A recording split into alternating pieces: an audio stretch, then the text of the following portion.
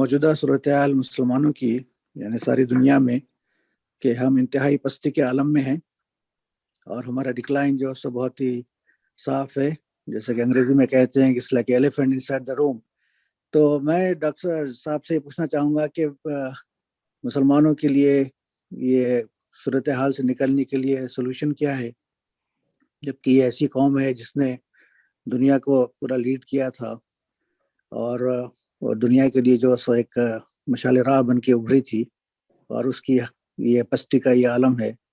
तो इसकी वजह क्या है और इसका जो है सो एक हाई लेवल सोल्यूशन क्या है उनके हिसाब से? जज़ाकुमुल्लाह खैरन। पहली गुजारिश ये है कि इस्लाम और मुसलमानों को हमेशा अलग रखना चाहिए।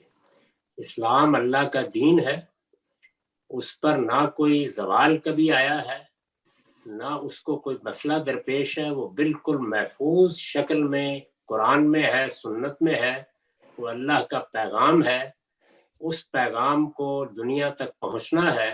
वो किसी कौम के साथ ख़ास नहीं, दुनिया में जिसका जी चाहे उसको कबूल करे। हो सकता है कि आज हम जैसे नालायक उसको कबूल किए हुए हैं, कल दुनिया की कोई बहुत ही तरक्की याफ्ता और लायक कौम उसको कबूल कर ले। तो इस्लाम तो एक दावत और पैगाम है, वो किसी का इजारा नहीं है। हमारा उसके साथ ताल्लुक न्याज़मंदाना होना चाहिए, हम उसके कोई ठेकेदार नहीं। वो अल्लाह की दावत है और सारी दुनिया तक उसको पहुंचना है। ये इस्लाम को बिल्कुल अलग रखे। मुसलमान कौमें हैं दुनिया में, उनमें अरब भी हैं, उसमें अजम भी हैं, उसमें मशरिक़ बईद के ममालिक के लोग भी हैं। ये कौमें हैं, ये दुनिया में दुनिया के स्टेज पर अल्लाह के कानून के मुताबिक सामने आई, बहुत उरूज को पहुंची। 1200 साल तक ये उरूज कायम रहा, उसके बाद ये ज़वाल आशना हो गई। अल्लाह का कानून यही है। इससे पहले भी जो कौमें दुनिया के मनस्सा पर नमूदार हुई, वो इसी तरह अरूज को पहुंचती हैं और फिर ख़त्म हो जाती हैं। कुरान मजीद ने इसको उसूल के तौर पर बयान किया है कि क़यामत तक जो कौम भी दुनिया में आएगी उसके अंजाम दो ही होंगे, या वो हलाक हो जाएगी और या अल्लाह के रसूलों के ज़रिए से इक़ाम हुज्जत के बाद उस पर अज़ाब आ जाएगा। तो ये सिलसिला क़यामत तक इसी तरह जारी है।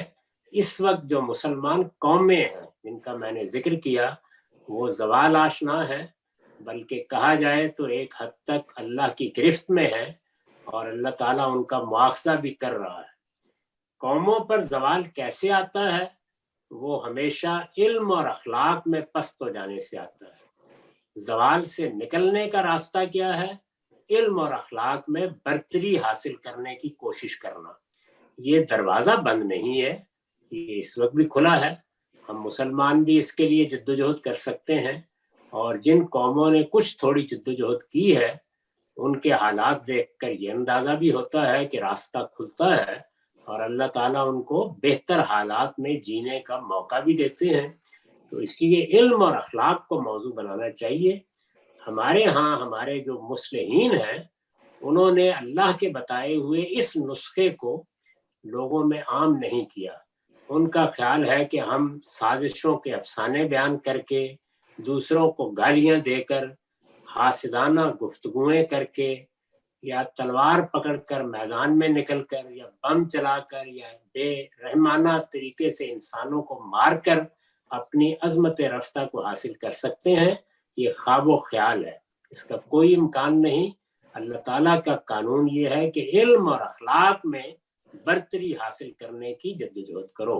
तो जब लोग ये जद्दोजहद करेंगे, कौमी सतह पर करेंगे, उनके दानश्वर, उनके उलमा, उनके सियासतदान सब इसी को मेयार बनाएंगे और अपना सारा गुमान इन्हीं चीज़ों से वाबस्ता करेंगे कि वो इल्म में बरतर हों, वो अखलाक में बरतर हों, तो वो ज़वाल से निकलेंगे। क्योंकि अल्लाह ताला ने यही कायदा बनाया है, ये अल्लाह का बनाया हुआ कानून है। इसकी पाबंदी जो कौम भी करेगी, अल्लाह ताला उसको सरफराजी देगा।